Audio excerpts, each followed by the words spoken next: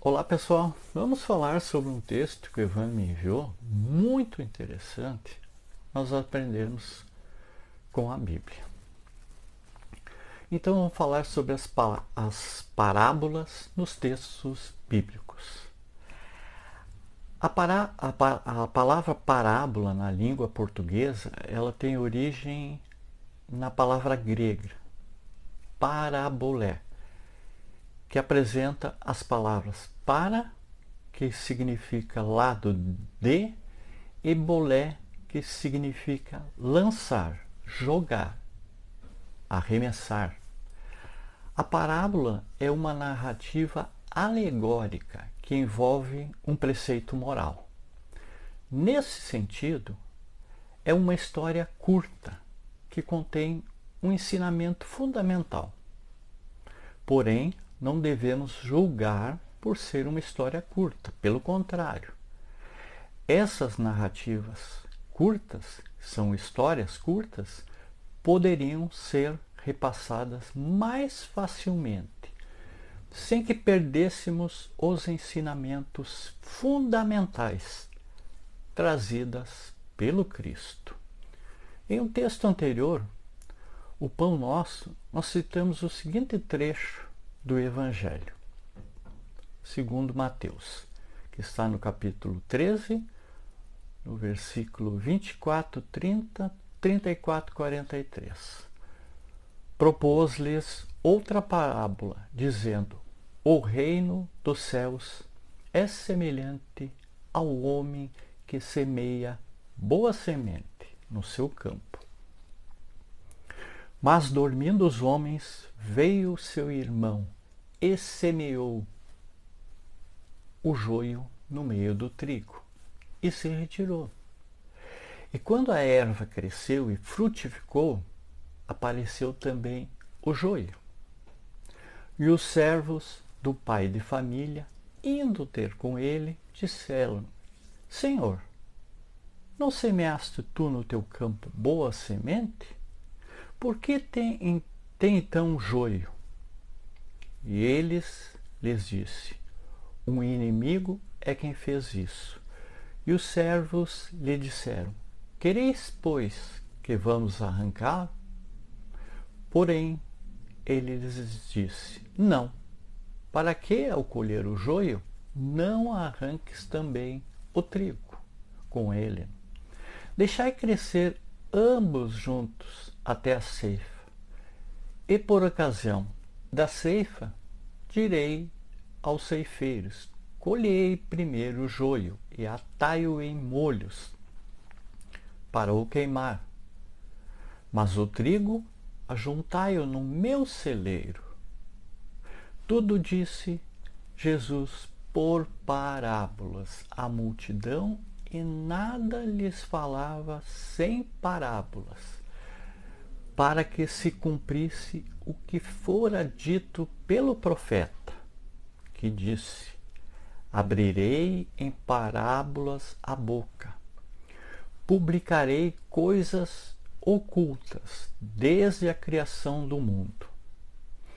Então, tendo despedido a multidão, foi Jesus para casa, e chegaram ao pé dele os seus discípulos, dizendo: Explicai-nos a parábola do joio do campo.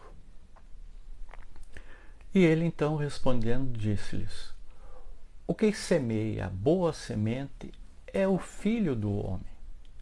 O campo é o mundo.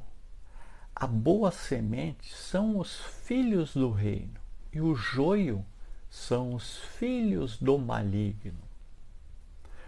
O inimigo que o semeou é o diabo, e a ceifa é o fim do mundo, e os ceifeiros são os anjos.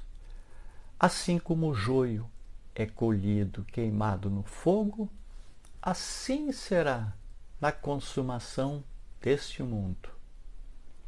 Mandará o Filho do homem os seus anjos, e eles colherão do seu reino tudo o que causa escândalo e os que cometem iniquidade, e lançá-los na fornalha de fogo. Ali haverá pranto e ranger de dentes. Então os justos resplandecerão como o sol no reino de seu Pai. Quem tem ouvidos para ouvir, que ouça. No Antigo Testamento, nós encontramos as parábolas, sendo estas um recurso literário muito antigo.